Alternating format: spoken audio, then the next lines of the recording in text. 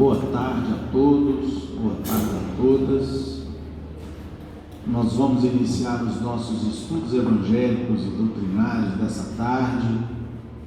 E como sempre fazemos, rogamos a todos os irmãos e irmãs aqui presentes que, por gentileza, coloquem os seus celulares no modo silencioso. Pai nosso que estais nos céus, santificado seja o vosso santo nome. Venha a nós o vosso reino, seja feita a vossa vontade, assim na terra como nos céus. O pão nosso de cada dia nos dai hoje. Perdoai as nossas ofensas, assim como perdoamos aqueles que nos têm ofendido. Não nos deixeis cair em novas tentações. Livrai-nos do mal, pois que vossos são o reino, o poder, a majestade, a glória, para todo sempre, que assim seja. E em nome de Deus, de Jesus, nosso mestre amado, de Paulo de Tarso, patrono da nossa casa de oração, estudo e trabalho, dos nossos amigos e benfeitores espirituais, nós estamos iniciando os nossos estudos evangélicos e doutrinários na santa e bendita paz do Senhor, que assim seja. Bem, meus irmãos, do capítulo 24,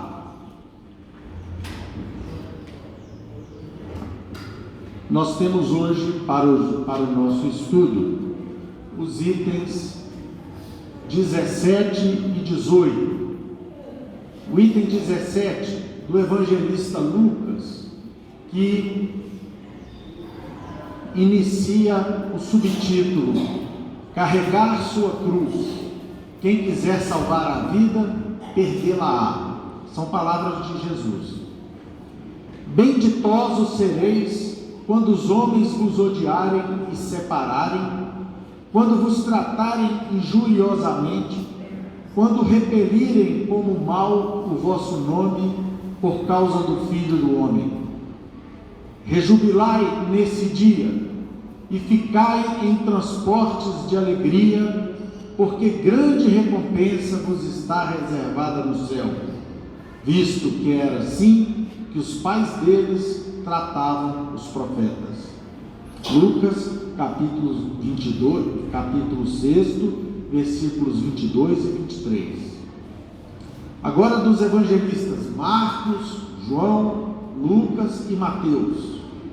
Chamando para perto de si o povo e os discípulos, disse-lhes: se alguém quiser vir nas minhas pegadas, renuncie a si mesmo, tome a sua cruz e siga-me. Porquanto aquele que se quiser salvar a si mesmo, perder-se-á. E aquele que se perder por amor de mim e do Evangelho, se salvará. Com efeito, de que serviria a um homem ganhar o mundo todo e perder-se a si mesmo? Passamos agora a palavra para o nosso caríssimo irmão Gilvan, para iniciar os estudos dessa tarde.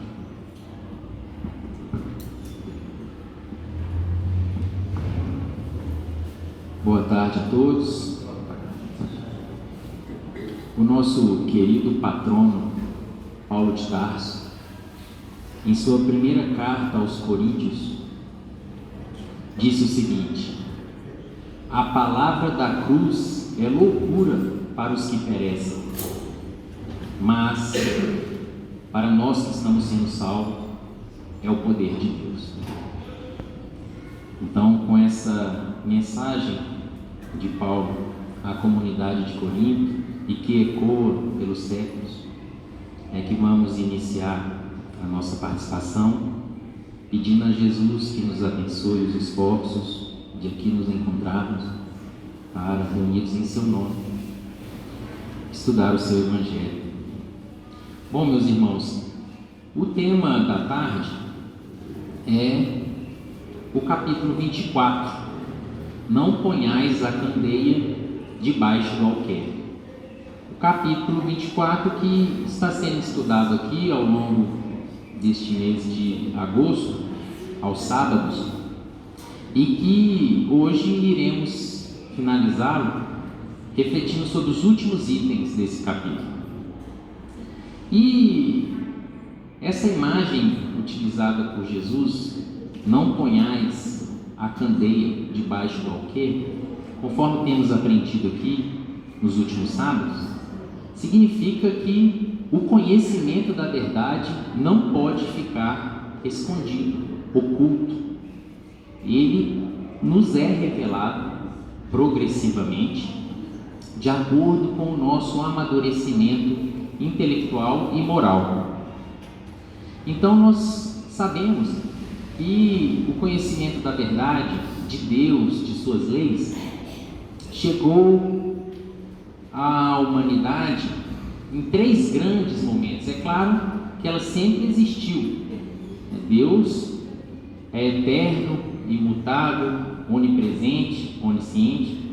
Então, Ele e suas leis sempre existiram. Nós é que não tínhamos ainda condições de perceber.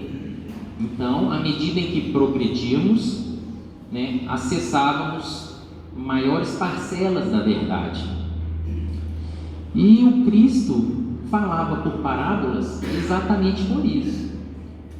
Porque para um povo ainda muito primitivo, era necessário contar histórias com um fundo moral valiosíssimo, atemporal, porque são palavras de vida eterna, mas que está ali dentro de um contexto, de uma história com personagens e circunstâncias que eram compreensíveis para aquelas pessoas que estavam ouvindo a boa nova naquele tempo.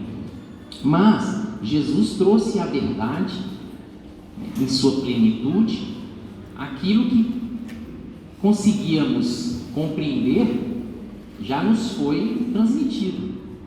Há 2000 anos nós já temos o conhecimento dessa verdade. Aquilo que não ainda estávamos prontos para compreender, Jesus nos prometeu um outro Consolador, a fim de esclarecer o que ainda estava obscuro, corrigir as interpretações equivocadas e ampliar os horizontes do seu Evangelho. E coube então ao Espiritismo, como a terceira grande revelação, primeiro Moisés e as 10 leis, os 10 mandamentos de Deus, depois o próprio Cristo, e veio então o Consolador, ampliar esses horizontes do Evangelho. Mas Jesus, desde aquele tempo, já tudo explicou, ensinou e exemplificou em termos de humildade, amor, caridade, perdão. Então, cabe-nos colocar em prática tudo isso e segui-lo. Então, o tema dessa noite, dessa tarde, é exatamente esse grande convite que Jesus fez à humanidade. Se alguém quiser vir nas minhas pegadas, em algumas traduções vai estar: quem quiser vir após a mim, renuncie a si mesmo, tome sua cruz e siga-me. Então, esse é o convite fundamental que todos nós teremos que aceitar e nos esforçar para segui-lo, porque o Cristo é o caminho, a verdade e a vida. Ninguém, absolutamente ninguém, progride e alcança a felicidade afastado dos ensinamentos de Jesus. Não é possível, porque o Mestre veio nos trazer exatamente o que é viver em total harmonia com as leis de Deus. Então, é por isso que Ele é o nosso modelo e guia.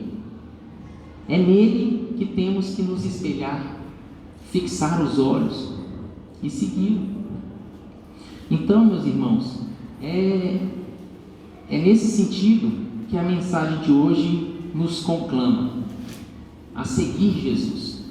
Mas é preciso coragem. em um mundo ainda muito materialista, onde o orgulho, a vaidade, o egoísmo, o interesse pessoal ainda predominam, ser cristão é desafiador. Se naqueles tempos já era, e os primeiros cristãos pagaram com a própria vida, ainda hoje nós temos enormes desafios para colocar o Evangelho em prática. Não é fácil, mas é necessário. Mais do que necessário, é imprescindível, porque não tem outro caminho. O caminho é esse. Qualquer outra via vai nos atrasar a marcha. Nós vamos ficar dando voltas, nas palavras de Emmanuel, em ciclos reencarnatórios de baixo teor espiritual, ou seja, dando looping, reencarnando várias vezes, tropeçando nos mesmos erros, sofrendo, dando voltas, fazendo curvas, ao invés de pegar a estrada reta. Então, meus irmãos, é preciso coragem e seguir o Mestre. E essa coragem que Jesus nos pede não é aquela coragem para fazer esportes radicais, para sermos atrevidos, responder uma ofensa na mesma altura, a coragem do confronto físico ou verbal. Não é essa coragem que Jesus nos pede. Ele nos pede a coragem da fé, da fidelidade. Ele nos pede para nos mantermos fiéis aos seus ensinamentos. E nesse sentido, meus irmãos, é que nós temos aqui no item 17, que é a versão de Lucas do Sermão do Monte. Dois evangelistas registraram o Sermão do Monte. Mateus, na época Levi, que esteve presente lá no Sermão das Bem-aventuranças e nos trouxe o discurso completo, mas Lucas também tem o Sermão do Monte, e esse item 17 é um versículo, um trecho do Sermão do Monte, na versão de Lucas. Vejam o que Lucas nos diz: benditosos sereis quando os homens vos odiarem e separarem, quando vos tratarem injuriosamente, quando repelirem como mal o vosso nome, por causa do Filho do Homem. Rejubilai nesse dia e ficai em transportes de alegria, porque grande recompensa vos será reservada no céu, visto que era assim que os pais deles tratavam os profetas. Se os irmãos depois forem conferir o Evangelho de Mateus, vão ver lá no capítulo 5, versículos 11 e 12, essa mesma mensagem, só que com palavras um pouco diferentes, mas a essência é a mesma. É o Sermão do Monte. E aí, no item 18, nós temos esse grande convite: chamando para perto de si o povo e os discípulos, disse-lhes: se alguém quiser vir nas minhas pegadas, renuncie a si mesmo, tome a sua cruz e siga-me. Meus irmãos, é tão importante que os 4 evangelistas registraram esse ensinamento. Esse é o convite fundamental, que foi feito depois de Jesus preparar os apóstolos para a grande tarefa, alertá-los acerca dos perigos, das perseguições.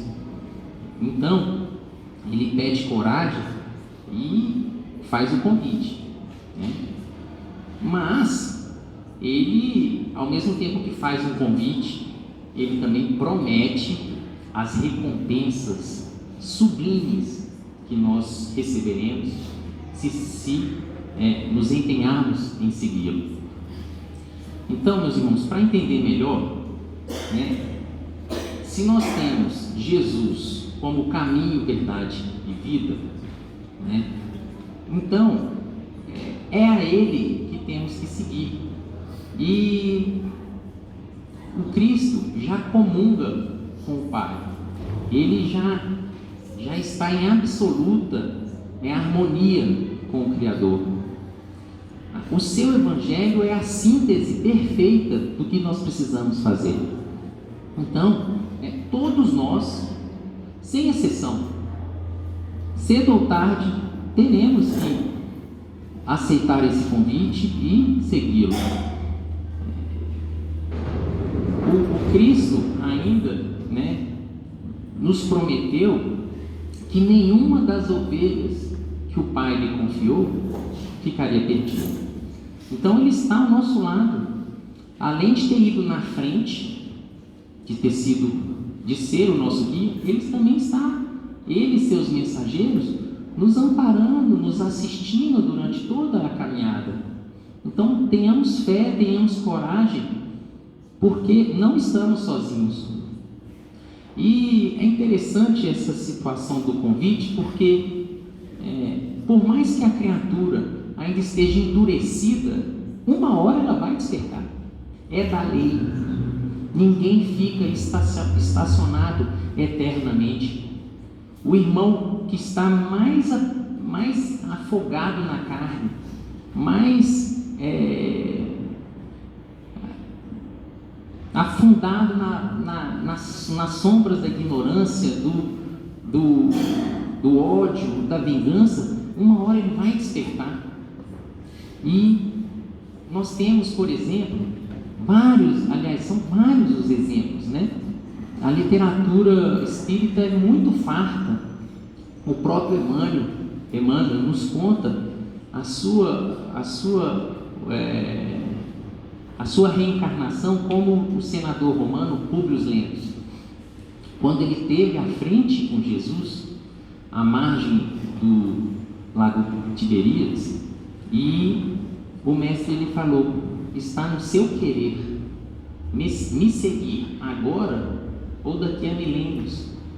Naquela época ele não tinha ainda condições, o orgulho, o preconceito de senador romano não lhe permitiu ver as realidades espirituais, mas ele despertou. E todos nós, da mesma forma, uma hora acordamos para essa grande verdade e vamos seguir o nosso pastor como ovelhas obedientes em busca da nossa felicidade.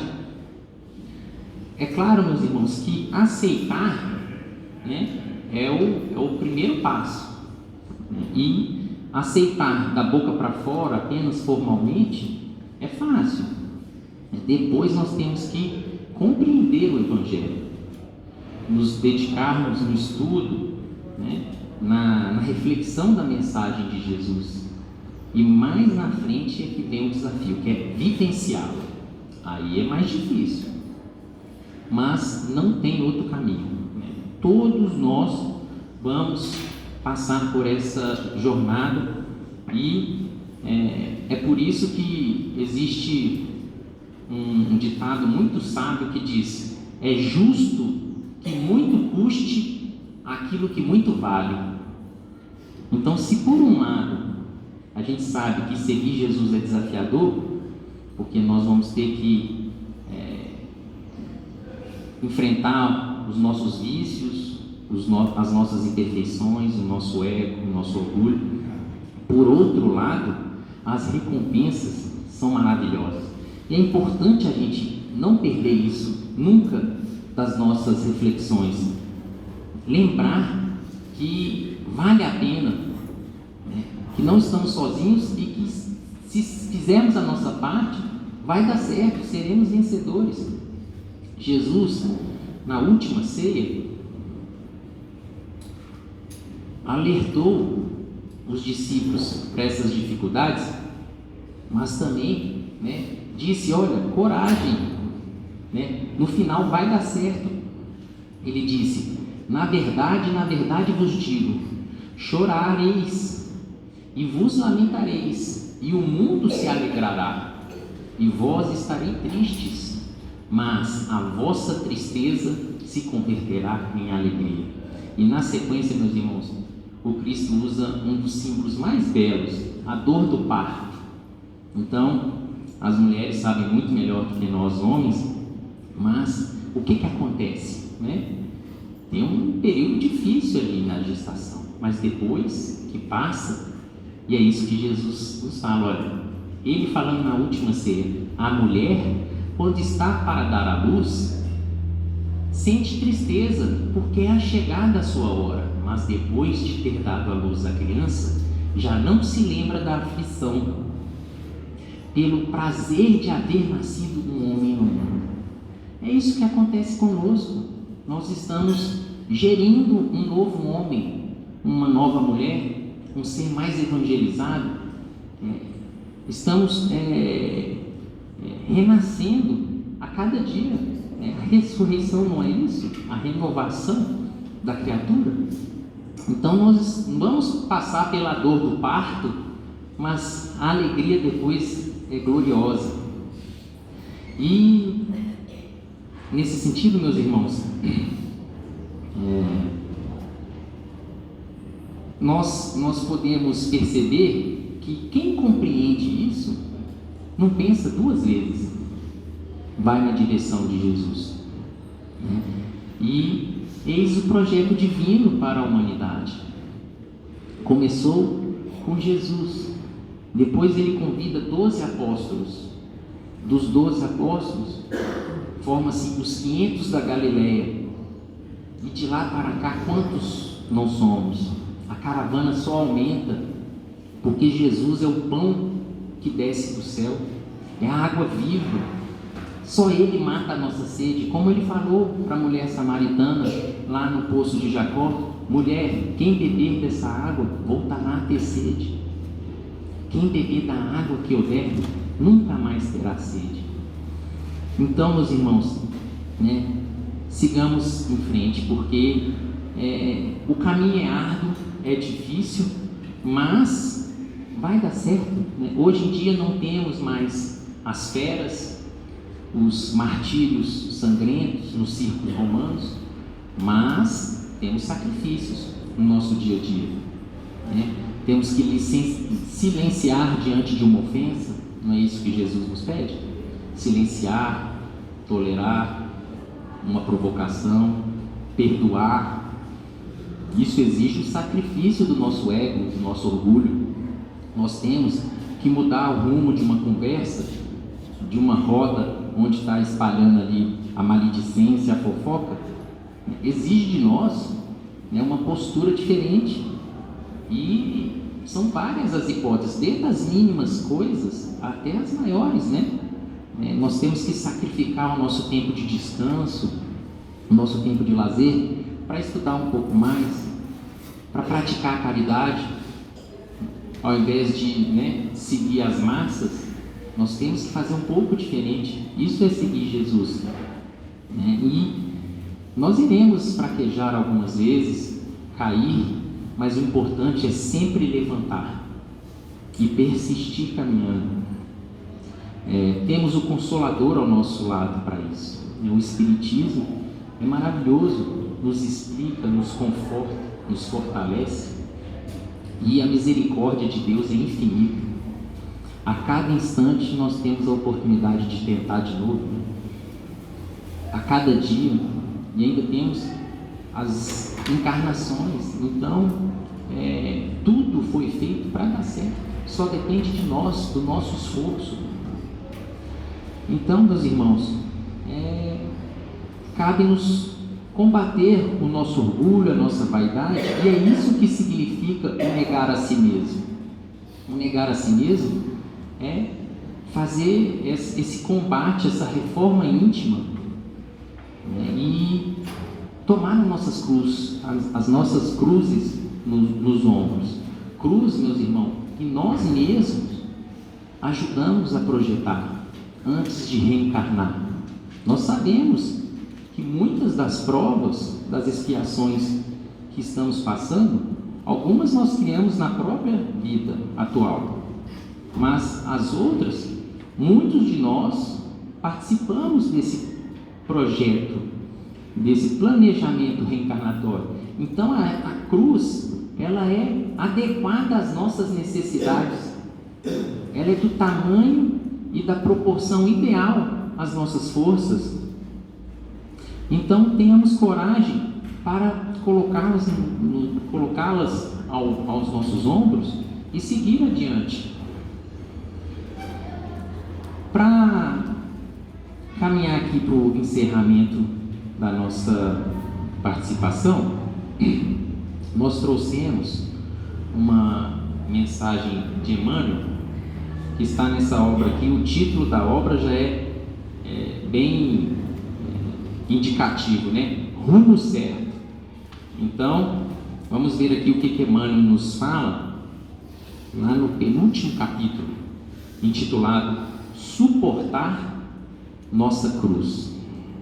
Diz o benfeitor o seguinte: a cruz do Cristo é a do exemplo e do sacrifício, induzindo-nos à subida espiritual nos domínios da elevação. A nossa, porém, será sobretudo em nós mesmos. Carregar-nos com as imperfeições e as dívidas que inadvertidamente acumulamos. Em muitos episódios difíceis da existência, consideramos demasiadamente amargo o cálice da prova redentora que se nos destina, mas, de maneira geral, olha que interessante esse trecho, não é a medicação providencial nela contida, no cálice da prova, que nos aflige, e sim a nossa própria debilidade em aceitá-la.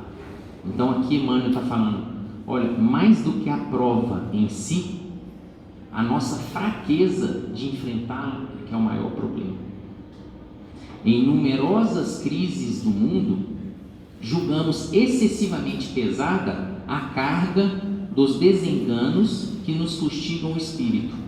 No entanto, não é o volume das desilusões educativas que nos são indispensáveis aquilo que nos faz pesar os ombros, mas sim o nosso orgulho ferido. Suportar a nossa cruz será tolerar as tendências inferiores que ainda nos caracterizam, sem acalentá-las. Isso aqui é importante. Nos aceitar como somos, mas procurar melhorar sempre. Por isso, vou retornar aqui, suportar nossa cruz será tolerar as tendências inferiores que ainda nos caracterizam, sem acalentá-las, mas igualmente sem condenar-nos. Chorar em muitas ocasiões, mas nunca desesperar-nos. Errar ainda muitas vezes, no entanto, retificar-nos em todos os lances da estrada, tantas vezes quantas se fizerem necessário. Reconhecer-nos no espelho da própria consciência, resignar-nos com os calos e as cicatrizes emocionais da culpa que ainda se nos estampam na face espiritual, e acatar no trabalho e no sofrimento a presença de cirurgiões divinos. Olha que maravilha! O trabalho e o sofrimento são cirurgiões divinos, cujo esforço nos regenerará os tecidos sutis da alma, preparando-nos e instruindo-nos para o mundo melhor.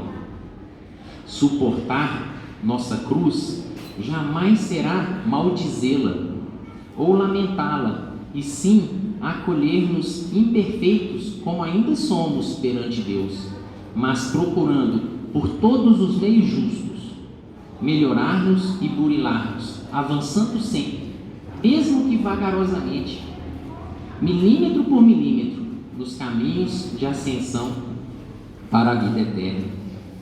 Meus irmãos, então foi por isso que Paulo disse aos Coríntios: a palavra da cruz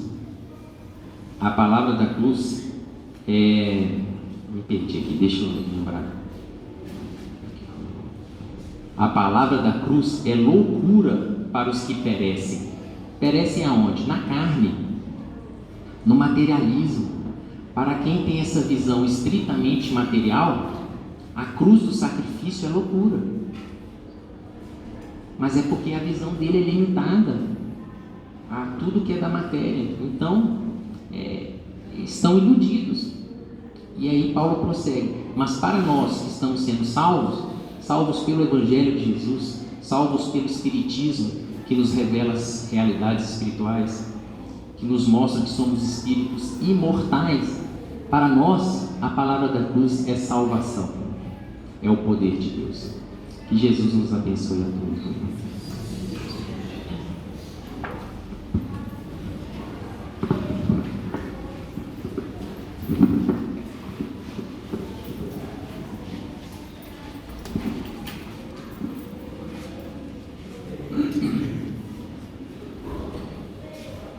Meus prezados irmãos, minhas prezadas irmãs, como nós estamos deduzindo de maneira muito clara, a partir do estudo iniciado pelo nosso caríssimo irmão Ivan, os textos evangélicos, como ele disse aqui há pouco, que nós estamos a estudar, são tão preciosos que, de fato, os 4 evangelistas, e Kardec os seleciona exatamente pela sua importância, os 4 evangelistas fizeram a narrativa desses textos. E nós vamos sempre lembrar que na tarefa do Cristo tudo é feito com muita perfeição. Jesus tinha toda a planificação de sua missão realizada de maneira perfeita, lógica e, sobretudo, baseada no mais extremado sentimento de amor que o Cristo veio aqui representar e nos ensinar. Isso significa dizer que os 3 evangelistas, Lucas, João e Marcos, eles cumpriram uma missão inicial. Vamos lembrar aqui que Jesus chamou os seus discípulos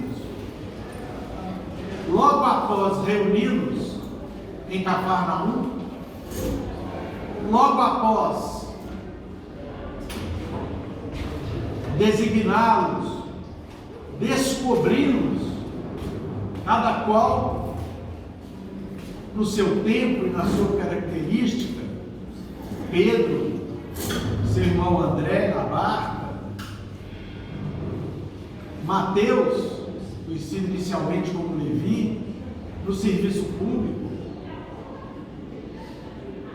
e os demais que eram todos Judas, que era um comerciante, que foi na realidade recrutado depois, por ocasião do Sermão da Montanha. Mas da mesma forma que Jesus estabeleceu de maneira muito clara o tempo e os episódios da sua missão, ele deu aos seus evangelistas, especialmente Mateus e Lucas, que não conviveu com ele, mas recebeu como que as diretrizes através do próprio Simão Pedro e de Paulo de Tarso posteriormente. E eles trataram então de nos contar o Evangelho exatamente da forma e na missão que Jesus concedeu aos seus discípulos logo no início. Jesus os reuniu e os encaminhou em duplas para as estradas, para as cidades, para os campos, para todos os locais, a fim de que eles pudessem levar a sua palavra, a palavra do Evangelho, a palavra da sua boa nova, em nome de Deus. E Jesus fez mais. Jesus dotou os seus discípulos dos poderes de curar, de expulsar os demônios, de estabelecer o discurso e a palavra convincente, mesmo eles não estando ainda devidamente e totalmente preparados nessa vida, porque é evidente que Jesus não agia de improviso. A reunião do Cristo com os seus 12 apóstolos foi uma reunião. Eles já estavam destinados a fazer o que eles fizeram, com exceção de Judas Iscariotes, que se perdeu. Mas eles já vieram preparados para essa missão abençoada do nosso Senhor Jesus Cristo, de auxiliar o nosso Senhor Jesus Cristo. E aqui eles se prepararam ainda melhor na companhia do Cristo para poderem desenvolver essa missão. Portanto, eles tinham a competência, a possibilidade de receber esses poderes temporários e empregar para o povo. Qual povo que eles foram pregar? Para as ovelhas perdidas da casa de Israel. Jesus chamou o povo judeu no primeiro momento. Jesus quis acolher o povo da sua terra, aquele povo que sofreu 400 anos de domínio no Egito, fora o período anterior, que ficaram escravizados pelos persas e pelos assírios, pelos babilônios. Mas só no Egito foram 4 séculos, até que Moisés, o enviado de Jesus, veio e em nome de Deus os libertou. E apesar de toda a dificuldade daquele povo semibárbaro, na sua saga de entronizar a concepção definitiva do significado da figura de Deus aqui na terra, e nisso o povo judeu foi vitorioso, nós devemos a saga daquele povo heróico, a compreensão do Pai, do Criador em nossas vidas, porque se não fosse isso, nós não poderíamos compreender Jesus, pelo menos naquele momento em que Cristo veio. E Jesus então dá a oportunidade aos seus irmãos de raça e pede aos seus discípulos que os procurem. E é por isso que os 3 evangelistas, Lucas, Mateus e Marcos, são considerados os seus evangelhos como os evangelhos sinóticos. O que isso significa? São evangelhos que trazem a mesma visão histórica, o mesmo conteúdo de uma narrativa histórica, doutrinária, evangélica, de amor, de justiça e de compreensão, que era necessária que fosse dirigida inicialmente ao povo escolhido. É por isso que o Mestre os manda pelos caminhos, evitando passar na cidade das gentes, significando dizer dos gentios, evitando ir nas sinagogas, evitando ir nas estradas onde se encontravam as pessoas estranhas, e procurando pregar aos seus irmãos de raça. E tendo cuidado, como nós veremos aqui, e já vimos, e veremos ainda no ensinamento do Evangelho. Portanto, meus irmãos, a diferença entre o Evangelho desses três missionários, Lucas, Marcos e Mateus, para o Evangelho do discípulo poeta, pois é assim que ele é chamado por alguns historiadores bíblicos e alguns autores espíritas. Aquele discípulo que deixou para retratar o seu Evangelho um pouco depois, lá na Grécia, já mais maduro, ele que fora o discípulo mais jovem, que foi João, e retrata então, por determinação do Cristo, uma visão diferente de Jesus, no âmago no cerne, no seu centro doutrinário e de compreensão superior, absolutamente identificado com os 3 evangelistas citados anteriormente, mas mostrando ao mundo agora, não apenas ao povo escolhido, mas mostrando aos gentios, mostrando aos estrangeiros, mostrando à humanidade inteira em Cristo e a sua origem divina.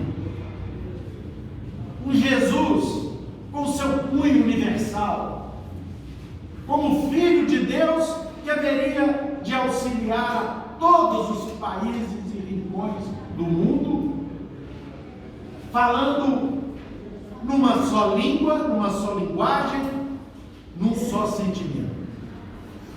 E João nos traz essa visão universalista de Jesus no seu Evangelho, repleto de considerações, digamos, otimistas, porque ele termina numa Jerusalém reconstruída e renovada, significando aí a reconstrução e a renovação do mundo inteiro em face do triunfo dos ideais e dos exemplos do nosso Senhor Jesus Cristo no mundo inteiro. Então, meus prezados irmãos, nós vamos verificar que o apóstolo Emmanuel, e é assim mesmo que nós devemos tratá-lo, tamanha a identificação dessa criatura com os ensinos de Jesus em face da promessa que o Cristo nos traz de implementação de um Consolador que viria no futuro ratificar os seus ensinos e mostrar os seus ensinos mais atualizados do que nunca, mais iluminados do que nunca, mais apropriados do que nunca, mas para uma humanidade diferente da que ele encontrou aqui. Uma humanidade, por que não dizer, mais universal, onde as fronteiras e distâncias foram aniquiladas pelo progresso, onde as dificuldades das muitas línguas que caracterizavam o mundo como uma grande torre de Babel já não existem mais. E hoje não há nem necessidade de aprendermos a falar os idiomas mais complexos, porque os recursos tecnológicos já nos permitem tradução simultânea. As distâncias, meus irmãos, estão caindo, estão ruindo, graças ao Evangelho de Jesus, aos seus 3 evangelistas abençoados, que vieram primeiro e nos trouxeram as luzes para os primeiros tempos apostólicos, e graças a João, que nos traz essa visão cósmica do Cristo, essa certeza de que Jesus veio para todos, de que Jesus traz uma mensagem universal na condição de governador do nosso planeta. Emmanuel, na questão 284 do livro O Consolador, recebeu a seguinte indagação: o apóstolo João recebeu missão diferente na organização do Evangelho, considerando-se a diversidade de suas exposições em confronto com as narrações de seus companheiros. Ou seja, a missão de João foi diferente de Lucas, Marcos e Mateus? Essa é a pergunta para Emmanuel. Emmanuel responde: ainda aí temos que considerar a especialização das tarefas. Ou seja, o Cristo não improvisava. Jesus não andava ao sabor do acaso. Ele plasmou o nosso planeta há 5 bilhões de anos atrás. Ele já era o espírito da ordem dos Cristos Como que uma personalidade dessa vai improvisar num momento importante da sua missão de governar o nosso mundo, que foi de vir aqui pessoalmente, nos ensinar os mistérios da sua grandeza, nos mostrar sem dúvidas qual era o manual que nós deveríamos seguir para compreendermos as nossas reais necessidades aqui na Terra. Ele veio nos mostrar por que ele é o grande farol que ilumina os destinos do nosso homem. Continua respondendo Emmanuel.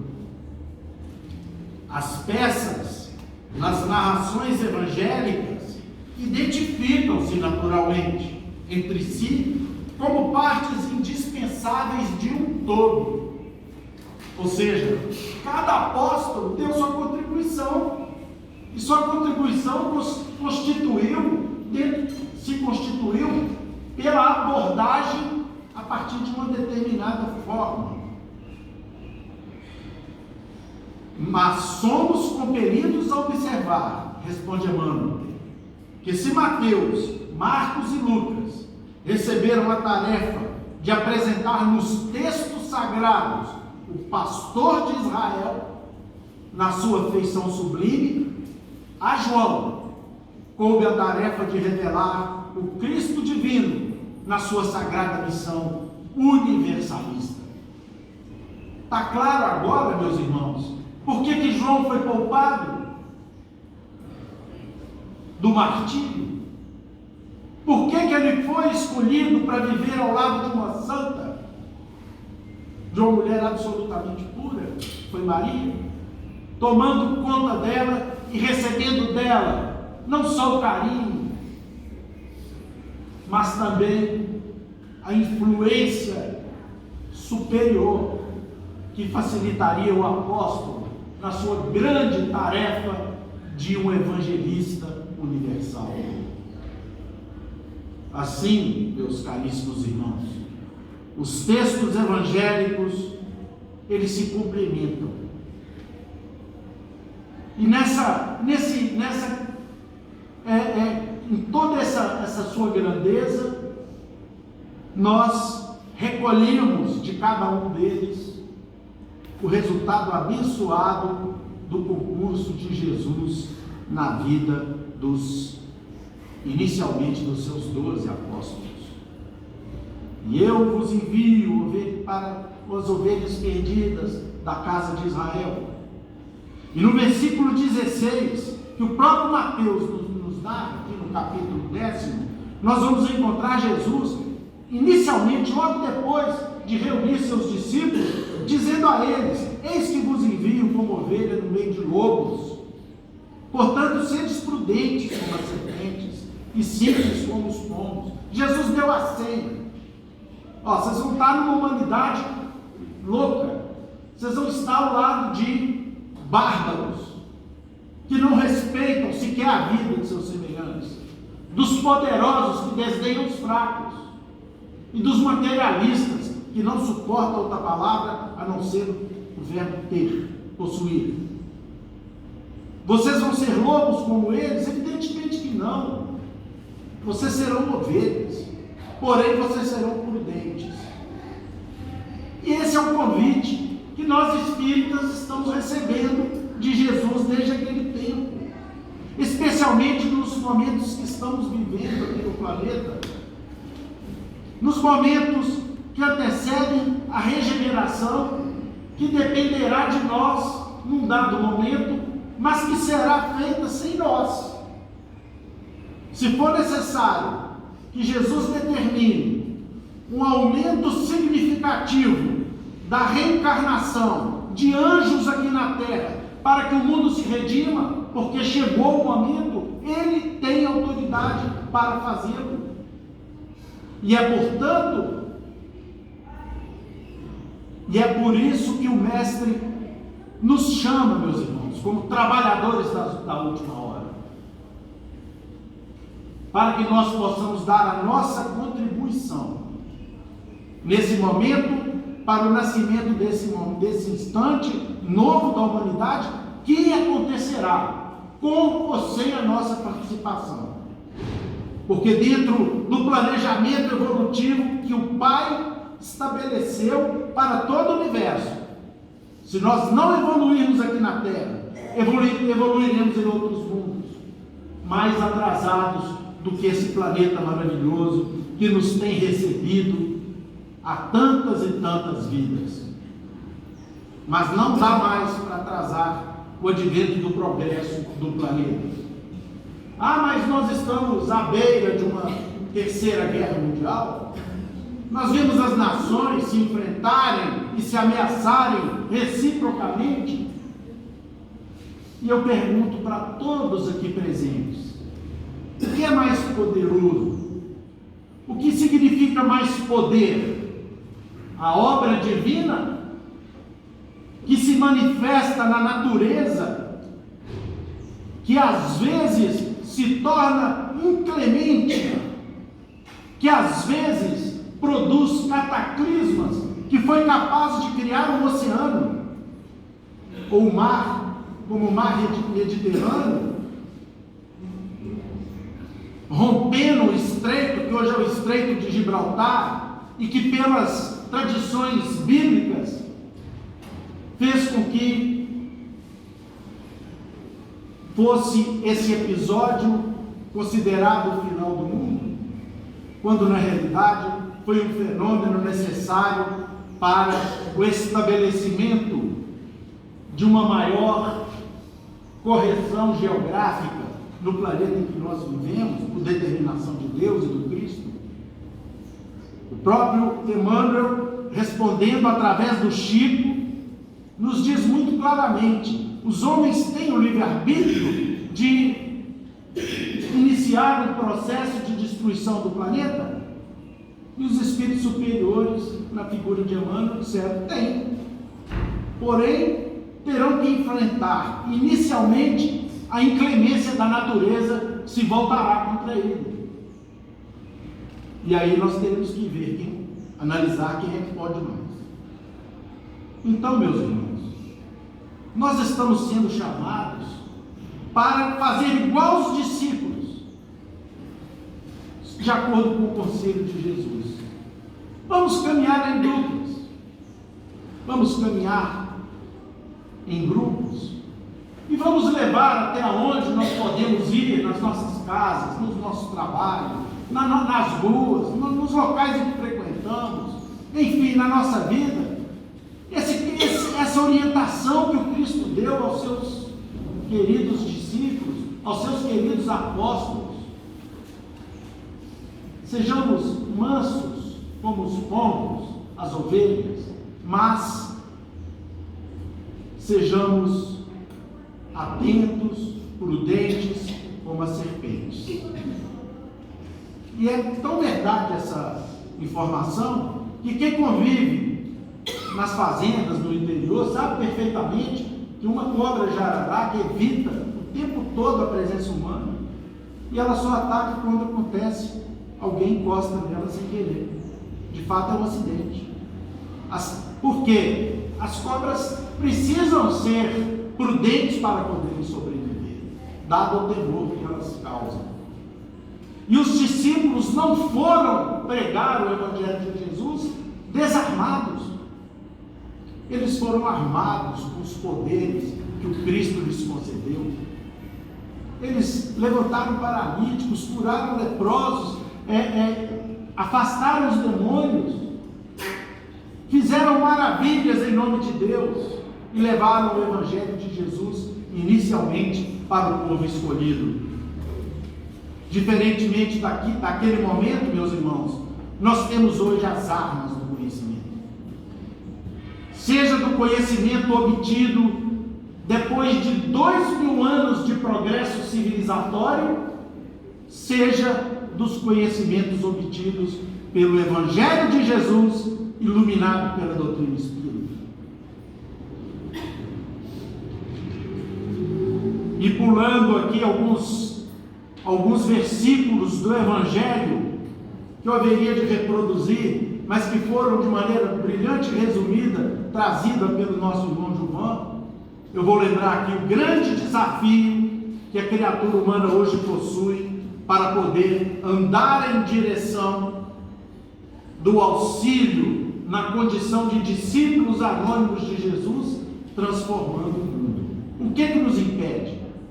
Nós temos o progresso da comunicação, nós temos o progresso do conhecimento, nós temos as escolas, nós temos a internet, nós temos o conhecimento e as informações que chegam o tempo todo. Nós temos toda a rede de proteção social que nos possibilita, se quisermos, promover o trabalho honesto, que ainda que não nos traga riqueza, mas pelo menos nos trará equilíbrio e decência.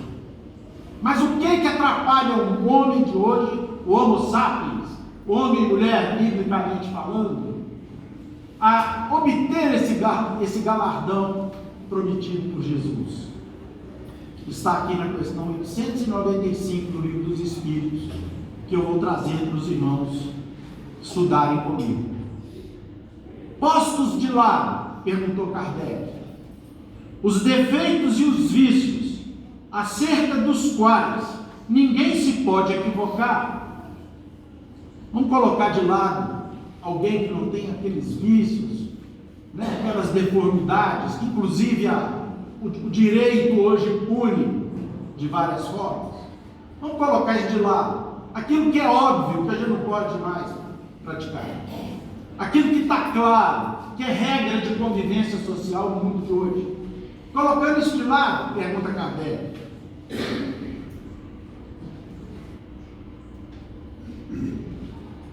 qual o sinal mais característico da imperfeição? Os espíritos respondem a Kardec: o interesse pessoal. Eu nem vou ler o restante, porque o interesse pessoal, e conforme a explicação dos espíritos ao codificador, logo na mesma resposta, tem um outro nome. É uma derivação do pior defeito que nós podemos carregar aqui na Terra e que às vezes não aparece aos olhos da sociedade. O interesse pessoal às vezes está travestido de normalidade. O interesse pessoal às vezes possui várias capas.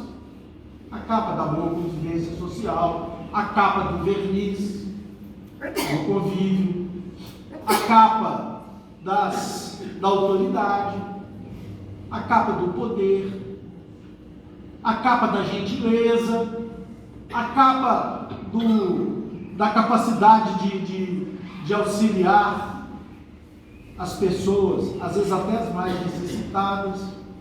São capas de um defeito que muitas vezes nós trazemos dentro de nós.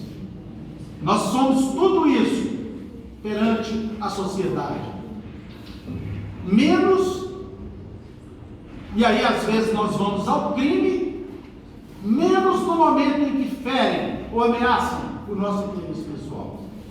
O nome disso é egoísmo, meus irmãos. E é o egoísmo que ainda está fazendo os estragos que o mundo moderno está a perceber. É o egoísmo das elites, que muitas vezes, já possuindo riqueza e território, ainda desejam mais.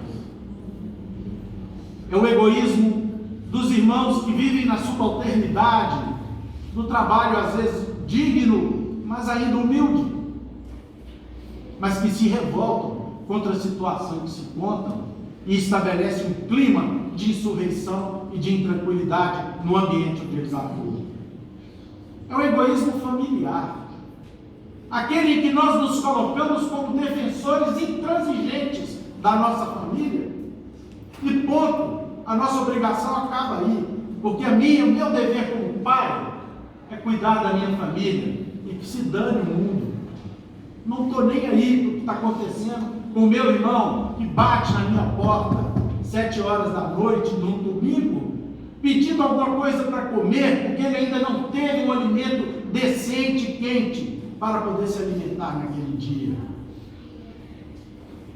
É o egoísmo que me impede, às vezes, de dividir uma informação valiosa com alguém, com um colega de profissão. É o egoísmo que me impede, às vezes, de dedicar algum tempo para os nossos irmãos que precisam de esclarecimento, ou que precisam de visita no hospital, não para lhes levar mais problemas, mas para lhes auxiliar, muitas vezes, a carregar o fardo difícil da doença que, às vezes, temporariamente o acomete. É o egoísmo que não nos permite abrir mão do nosso ponto de vista, um ponto de vista que nos enclausura, que nos mete dentro de uma prisão do exclusivismo e que faz com que nós imaginemos que só nós temos razão e mais ninguém tem. E essa razão nos escraviza, até que um dia, pelo sofrimento, a gente acorda e fala assim: mas não é que eu estava errado? O interesse pessoal, pois ele é o grande vilão do mundo atual. É o grande vilão que nos impede de progredir e que impede o mundo de progredir. É a incapacidade de nós enxergarmos o nosso semelhante, independentemente da situação que ele ostente. É a incapacidade de nos suportarmos, de nos acolhermos uns aos outros. E queira Deus que esse momento um dia chegue, como chegou para Judas, aquele que infelizmente não compreendeu, meus irmãos, a missão de Jesus, e viu a missão de Jesus a partir do seu interesse pessoal. O que Judas queria? Judas tinha tanta certeza do poder do Cristo que ele presenciava. Ele viu Jesus devolver a vida a Jairo, já estava dias morto, enterrado. Ele viu Jesus devolver a vida a Talita, Jairo não, Lázaro. Ele viu Jesus a devolver a vida a Talita, filha de Lázaro, de Jairo. Ele viu Jesus multiplicar os pães, uma multidão inteira, e ainda sobrou um monte. Ele viu Cristo confundir os doutores da lei mais cultos. Ele tinha tanta certeza que Jesus imperaria aquele reino que ele veio anunciar. A maneira que ele enxergava esse reino, que era o reino das espadas e da violência, de César e de Antipas. Ele não compreendeu o reino de Deus que o mestre nos trazia, e achava que naquele reino ele, Judas, por ser um dos 12 escolhidos, seria com certeza um ministro da fazenda. Ele era afeito às questões do comércio, de onde ele viera, ao aceitar o convite de Jesus. Ele imaginou um reino à feição de Roma, aliás, mais poderoso do que Roma. E aí, quando ele viu que não era nada disso, quando ele viu, por fraqueza, meus irmãos, que ele entregou o Cristo para o Sinédrio, e o Sinédrio crucificou Jesus com a complacência dos romanos, omissos, que mesmo sem identificar culpa no Cristo, permitiram a sua crucificação bárbara. Ele desesperou, caiu a ficha. E isso é o que acontece quando nós temos egoísmo exacerbado nos nossos corações, meus queridos irmãos e irmãs. Quando a nossa ficha cai, às vezes o sofrimento é muito grande. É muito grande. E muitas vezes, para essa vida, é um arrependimento meio tardio, como foi para Judas, que acabou se suicidando embaixo de uma figueira brava, no monte Almão, nas cadeiras. E Jesus, ainda na cruz, conforme nos narra João X, determinou um anjo da caridade para ir socorrê-lo.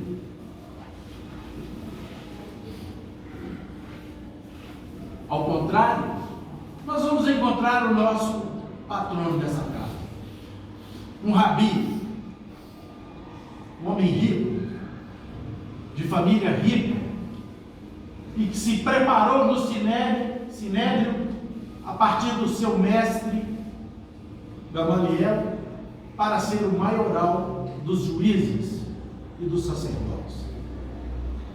No entanto, depois de tudo que ele faz, em nome da crença que ele possuía, depois de tantas perseguições aos cristãos que ele julgava débeis e prejudiciais ao ensinamento de Moisés, ele se dobra nas areias quentes do deserto, às portas de Damasco, e acata o chamamento de Jesus, aquele mesmo Jesus ao qual ele perseguia, e se transforma completamente. Acaba fustigando seus interesses pessoais durante 3 anos no deserto de Palmira, junto com duas criaturas que se tornaram seus amigos queridos e que estavam ali naquele deserto fugindo da perseguição que Paulo visa empreender há tempos atrás. Ele então se transforma, combate o seu egoísmo, aceita com humildade o dinheiro que seu pai lhe atira ao rosto, deserdando-o, expulsando do seu relacionamento, e adquire com aquele dinheiro um tear, para que ele pudesse trabalhar e não ser pesado a ninguém, e passa para a cristandade a ideia correta e o ideal correto do trabalho ao lado da fé. A fé com obras, a fé que não haveria de ser ociosa, que não haveria de ser meramente contemplativa. E ele então ajuda Jesus a levar o seu evangelho para o mundo inteiro, portanto se transforma no grande apóstolo da gentilidade. E terminamos aqui a nossa participação, apagando a vela aqui da nossa dissertação, lembrando os momentos cruciais de sua vida aqui na terra. Retirado da prisão de César em Roma e levado pelos soldados para ser decapitado nos arredores de Roma, a fim de não levantar a piedade dos muitos seguidores cristãos que já existiam na cidade dos Césares. Chegando perto do local de seu martírio, um dos soldados da escolta vira para ele e fala: meu caro, eu lastimo muito a sua situação em que você se encontra e o que vamos ter que te fazer logo a seguir. E Paulo olha para o seu algoz e diz: meu amigo, você não tem nada que se lastimar de mim. Eu é que lastimo o que você está prestes a fazer, porque da minha parte, a minha consciência me liberta. Eu estou livre. E quando você tiver que praticar o crime que te mandaram fazer, eu vou me libertar e vou para o Senhor, que eu aprendi a amar, e estarei com Ele no reino que me aguarda. E tu, centurião, vai voltar para a companhia dessas criaturas nefastas que ainda determinam, sob o amparo mentiroso da lei, execuções como essa. Então eu que te lastimo. E ante a dúvida do soldado, que não tinha forças morais para poder cortar-lhe a cabeça com a espada, ele determina: soldado, cumpra o seu dever. E logo em seguida, nós sabemos o ocorrido com Paulo. Ele se encontra com Jesus instantaneamente após a sua execução. E o Cristo vem buscá-lo, junto com Estevão e com Abigail, o amor da sua vida. Que Jesus nos abençoe.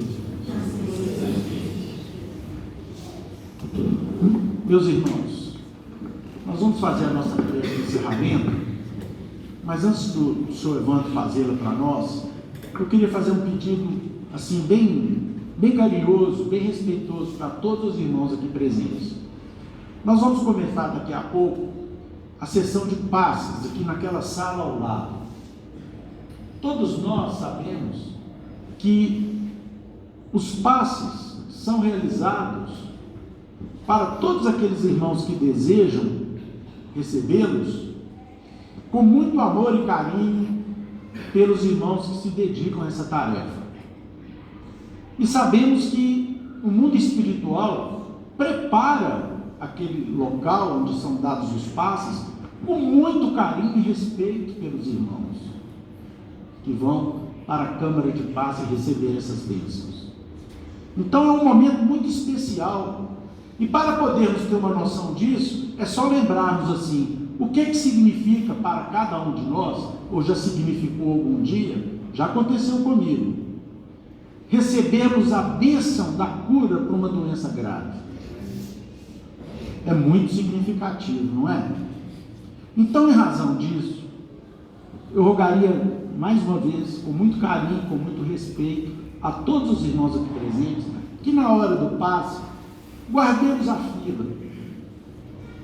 E guardemos a fila em silêncio, para que os nossos amigos espirituais e os nossos companheiros passistas possam promover esse momento tão importante, tão significativo, de maneira silenciosa, concentrada, dando o melhor, como eles fazem, de si. Esse era um pedido, como eu disse, muito carinhoso, muito respeitoso. E agora, pedir o nosso querido irmão e seu Evandro para encerrar o nosso estudo dessa tarde.